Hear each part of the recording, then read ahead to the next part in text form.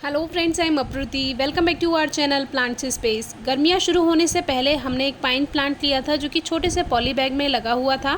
फिर हमने इसको थर्मोपॉट में शिफ्ट किया जो कि टेम्प्रेरी शिफ्ट किया था। फिर हमें इसको बड़े पॉट में शिफ्ट करना था और इसके लिए नया पॉटिंग मिक्स भी बनाना है क्योंकि आने वाला मौसम रेनी सीज़न है और रेनी सीज़न में प्लांट बेकार हो सकता है अगर अच्छी मिट्टी ना मिले, क्योंकि ये वैसे तो एक हार्डी प्लांट है लेकिन इसको पथरीली ज़मीन में ज़्यादा अच्छी ग्रोथ मिलती है और हम नहीं चाहते कि बारिश में ये प्लांट बेकार हो। आप इस तरह का जो पॉटिंग मिक्स है वो दूसरे प्लांट्स के लिए भी रख सकते हैं, अभी आपको आगे दिखाएंगे। उससे पहले ये सूखी पत्तियां जो होती हैं पाइन प्लांट में, यही जब बड़े बड़े पेड़ बन जाते हैं पहाड़ों पे, आपने देखा होगा, तो ये पूरे पहाड़ों पे गिरी हुई ज़मीन पे आपको मिलेंगी। तो इन्हीं की वजह से आग लगने का थोड़ा खतरा रहता है पहाड़ों पर, क्योंकि ये इतनी सूखी हुई रहती हैं। जैसे ही ज़रा सी चिंगारी मिलती है और आग लगती है पहाड़ों पर तो वो फिर फैलती चली जाती है, क्योंकि ये पतली पत्तियां बारीक बारीक ज़मीन पे बिखरी हुई रहती हैं। तो अभी प्लांट को पॉट से बाहर निकाल लिया, जो इसमें वीड्स हैं वो सब हटा दी, घास फूस जो भी हैं, और ये मदर ऑफ मिलियंस भी इसमें प्लांट्स अपने आप ग्रो हो रखे हैं। तो सबसे पहले एक पॉट लेंगे जो कि 10 इंचेस का पॉट है और इसमें ड्रेनेज होल चेक कर लें, क्योंकि ड्रेनेज होल अच्छा होना इस प्लांट के लिए ज़रूरी है पॉट का। और नीचे की तरफ कुछ पत्थर के टुकड़े हम इस तरह से रख देते हैं। ये टूटा हुआ एक गमला था, उसी के छोटे छोटे टुकड़े हैं। तो इस तरह से रखेंगे तो जो पानी अगर एक्स्ट्रा हो भी जाता है पॉट में तो वो आसानी से ड्रेनेज होल से बाहर चला जाएगा। इसके साथ साथ वेल ड्रेन्ड सॉइल भी होनी ज़रूरी है। वेल ड्रेन्ड सॉइल में हम कंकड़ पत्थर ज़्यादा मिलाने वाले हैं, क्योंकि ये जो प्लांट है वैसे तो हार्डी प्लांट है लेकिन पहाड़ी क्षेत्र का प्लांट है, तो इसमें थोड़ी पथरीली ज़मीन बनाना ज़रूरी है। और इसी तरह का आप ये जो पॉटिंग मिक्स है दूसरे प्लांट्स में भी यूज़ कर सकते हैं, जिसमें आप कंकड़ पत्थर बजरी वगैरह मिक्स कर सकते हैं। तो उससे क्या होगा, कभी भी आपको प्लांट में ओवर मॉइस्चर की शिकायत नहीं मिलेगी। बारिश में भी पौधा रखा रह सकता है, पूरे साल आप उसको उसी पॉटिंग मिक्स में रखा रहने दे सकते हैं।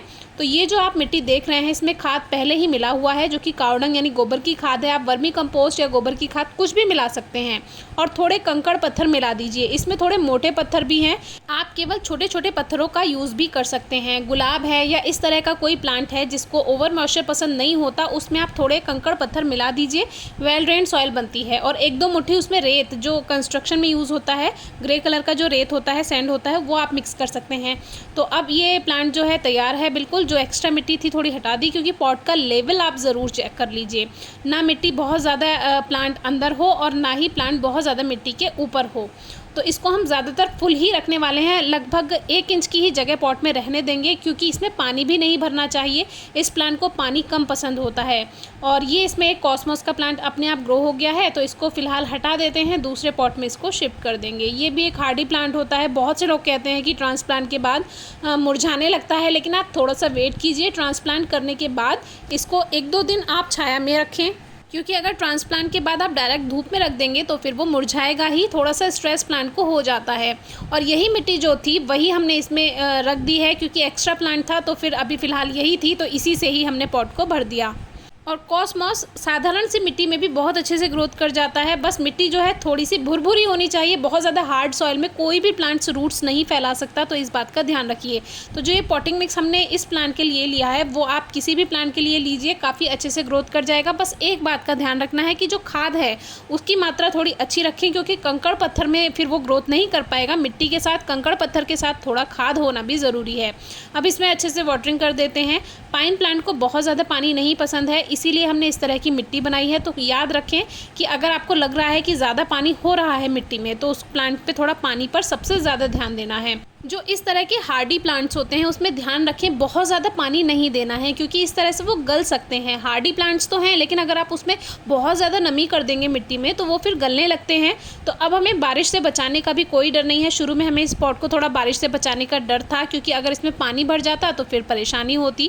तो अभी मिट्टी इतनी अच्छी बना दी है कि कोई परेशानी ही नहीं होगी और बारिश में भी ये प्लांट्स काफ़ी अच्छे से ग्रोथ करते रहेंगे। मुझे पाइन प्लांट का बहुत टाइम से मन था कि मेरे गार्डन में हो, और मिल ही गया एक दिन। वैसे काफ़ी टाइम से ढूंढ रही थी, नहीं मिल पा रहा था। और इसकी मिट्टी आप देखिए, आपसे एक पहाड़ वाला हमने वीडियो शेयर किया था, एक अंकल हैं उनका गार्डन हमने आपको दिखाया था, तो उनकी मिट्टी अगर आपने देखी हो तब वीडियो में, तो इसी तरह की मिट्टी वहाँ पे थी। या फिर आप जाते होंगे पहाड़ी क्षेत्रों में, वहाँ पे आप देखेंगे तो मिट्टी आपको कुछ इस तरह की ही देखने के लिए मिलेगी। तो बिल्कुल वैसी ही मिट्टी बनाई है हमने। अब ये प्लांट काफ़ी अच्छी ग्रोथ कर जाएगा। इससे पहाड़ी क्षेत्र का थोड़ा एटमॉस्फेयर जो है इसका ऐसे ही लगेगा कि मैं पहाड़ में हूँ, मिट्टी अच्छी मिल गई इसको। बाकी खाद के लिए आप साल में 2 या 3 बार मिट्टी की गुड़ाई करके केवल गोबर की खाद ही डाल देंगे, उसमें ही ये काफ़ी अच्छे से ग्रोथ करता जाएगा। इस प्लांट के लिए ज़्यादा से ज़्यादा फुल डे सनलाइट में आप रख सकते हैं या कम से कम 4 घंटे की सीधी धूप ज़रूरी है। फिर भी अगर आपकी कोई क्वेरी है, क्वेश्चन है तो ज़रूर पूछिएगा। Thank you.